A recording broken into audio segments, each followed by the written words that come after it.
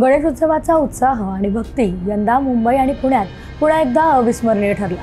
पण यावर्षी विसर्जन मिरवणुकीने एक नवीन विक्रम प्रस्थापित केला, तो म्हणजेच विलंबाचा। मुंबईतील लालबागच्या राजाच्या विसर्जनाला तब्बल 33 तास लागले, तर पुण्यातील मुख्य मिरवणुकीने 34 तास 42 मिनिटांचा कालावधी घेतला। हा विलंब केवळ भक्तांच्या उत्साहापुरता मर्यादित राहिला नाही, तर याचा थेट परिणाम पोलीस प्रशासन, ट्रॅफिक व्यवस्था आणि सार्वजनिक सुरक्षेवर झाला। या मिरवणुकीतील विलंबामुळे प्रशासनावर नेमका कसा परिणाम झाला, किती परिणाम झाला आणि यातून पुढील वर्षासाठी कोणते धडे घेता येतील जाणून घेणार आहोत या व्हिडिओच्या माध्यमातून। नमस्कार, मी प्रतीक्षा आणि तुम्ही पाहताय माय महानगर लाईव्ह।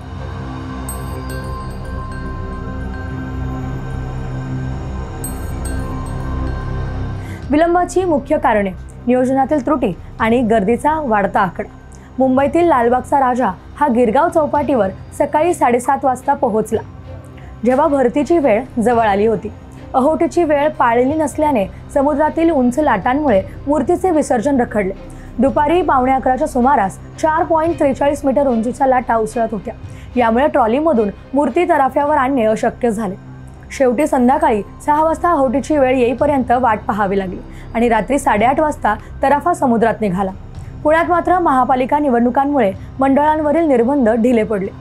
शनिवारी सकाळी 9:30 वाजता टिळक पुतळ्यापासून सुरू झालेली मिरवणूक रविवारी रात्री 8 वाजेपर्यंत चालू राहिली।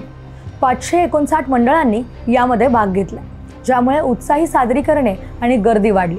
पोलिसांनी ढील दिल्याने मिरवणूक नेहमीपेक्षा उशिरा संपली, ज्यात काही ठिकाणी वादही झाले। झालेला विलंब हा केवळ मंडळांच्या वेळ नियोजनातील चुकीमुळे नव्हे, तर भक्तांची चौपट वाढलेली गर्दी आणि हवामान म्हणजेच समुद्राच्या परिस्थितीमुळे झाला। आता पाहूयात याचा परिणाम प्रशासनावर कसा होतोय। पोलीस दलावर होणारा अतिरिक्त ताण आणि कंटाळा।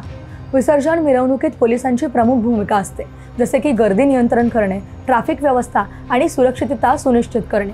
मुंबईतील लालबागच्या राजाच्या विसर्जनासाठी 33 तासांच्या विलंबाने पोलिसांना रात्रंदिवस ड्युटी करावी लागली। पुण्यात 34 तासांच्या मिरवणुकीत पोलीस कर्मचारी अधिकारी थकले, त्यामुळे उत्तरात्री टिळक चौकातील गर्दी आटोक्यात आणणं अशक्य झालं। आता याचा परिणाम काय होतो, तर दीर्घ ड्युटी केल्यामुळे पोलिसांच्या एकाग्रतेवर परिणाम होतोय। यंदा पुण्यात काही ठिकाणी वाद झाले, जे पोलिसांना तात्काळ हाताळता आले नाहीत। मुंबई, पुणे यांसारख्या शहरांमध्ये पोलिसांची संख्या मर्यादित असते।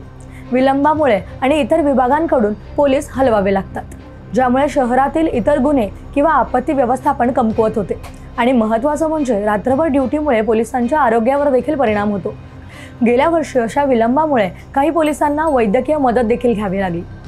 ट्रॅफिक आणि शहर व्यवस्थेवर होणारा बोजा। मिरवणुकीचा मार्ग रोखला जाणे हे विलंबामुळे लांबते। पुण्यातील मुख्य मार्गावर 34 तास गर्दीमुळे वाहतूक पूर्णपणे ठप्प झाली होती। मुंबईतील गिरगाव चौपाटी परिसरात ट्रॉली थांबल्याने आसपासच्या रस्त्यांवरती ट्रॅफिक जाम झालंय। परिणामी विलंबामुळे वाहनांचा वेळ वाया जातो, ज्यामुळे व्यवसाय आणि दैनंदिन जीवन प्रभावित होते। पुण्यात मेट्रो आणि PMP मध्ये गर्दी वाढली। ट्रॅफिक पोलिसांना अतिरिक्त ड्युटीमुळे व्यवस्था करणे कठीण झाले। लांबलेल्या मिरवणुकीमुळे पर्यायी रस्ते ओव्हरलोड झाले आणि ज्यामुळे इंधन खर्च आणि प्रदूषण वाढले। प्रशासनाला हे व्यवस्थापन करण्यासाठी अतिरिक्त संसाधने जसे की ड्रोन आणि CCTV वापरावी लागते। आणि महत्त्वाचं म्हणजे सोशल मीडियावर ट्रॅफिक जामच्या तक्रारी वाढतात, ज्यामुळे प्रशासनाची प्रतिमा खराब होते। सार्वजनिक सुरक्षेचे धोके आणि आपत्ती व्यवस्थापन। गर्दी वाढल्याने अनुचित प्रकार टाळणे हे पोलिसांचे प्रमुख आव्हान असते। यंदा दोन्ही शहरात कोणताही अनुचित प्रकार घडला नाही, पण विलंबामुळे धोके वाढतात, ज्याचा पोलिसांवरती परिणाम होतो। पुण्यात 559 मंडळाच्या मिरवणुकीत ढोल-ताशा पथक, लेझिम आणि भाविकांच्या उत्साही सादरीकरणांमुळे रस्त्यांवरती धावपळ झाली। मुंबईत समुद्रातील लाटांमुळे तराफा उशिरा निघाल्याने भक्तांना रात्रभर वाट पाहावी लागली, ज्यामुळे डिहायड्रेशन आणि इतर आरोग्याच्या समस्या उद्भवल्या। विलंबामुळे पोलीस आणि फायर ब्रिगेडसारख्या यंत्रणांचा फोकस एकाच ठिकाणी राहतो। अचानक आपत्ती घडल्यास प्रतिसाद मिळण्यास उशीर होऊ शकतो। रात्रीच्या विलंबामुळे महिलांसह भक्तांची सुरक्षितता धोक्यात येते। पुण्यात उत्तरात्रीपर्यंत चाललेल्या मिरवणुकीत पोलिसांची संख्या अपुरी पडल्याचे यंदा आपल्याला दिसून आले। प्रशासकीय आणि राजकीय दबाव, निवडणुकीचा बिगुल। महापालिका निवडणुकांमुळे मंडळांना ढील दिली गेली, ज्यामुळे विलंब वाढला। हे प्रशासनासाठी राजकीय दबाव निर्माण करते। परिणामी विलंबामुळे सोशल मीडियावर टीका होते, ज्यामुळे प्रशासनाची विश्वासार्हता कमी होते। पोलिसांच्या थकव्यामुळे राजकीय आरोप प्रत्यारोप वाढू शकतात। अतिरिक्त ड्युटीसाठी ओव्हरटाईम खर्च वाढतो। मुंबईत समुद्रातील विलंबामुळे तराफा आणि बोटींच्या यंत्रणेला 12 ते 14 तास उशीर झाला। याचाच आर्थिक बोजा महानगरपालिकेवर पडतो। अशा विलंबामुळे पुढील वर्षी कठोर नियम लागू करणे कठीण होते, कारण भक्तांचा उत्साह आणि मंडळांचा प्रभाव मोठा असतो। आता महत्त्वाचं म्हणजे यातून मार्ग काय निघतो, तर प्रशासनाला नियोजनाची गरज आहे। गणेशोत्सव हा सांस्कृतिक उत्सव असला तरी विलंबामुळे प्रशासनावर होणारा ताण टाळण्यासाठी अहोटीची वेळ पाळणं, मंडळांना वेळेचं बंधन आणि तंत्रज्ञानाचा जसे की ॲपद्वारे ट्रॅकिंगचा वापर आवश्यक आहे। यंदाच्या अनुभवावरून पाहता प्रशासनाने पोलिसांची सुट्टी, ट्रॅफिक प्लॅन आणि गर्दी व्यवस्थापन सुधारले पाहिजे, अन्यथा उत्सवाचा आनंद सुरक्षिततेच्या धोक्यात बदलू शकतो।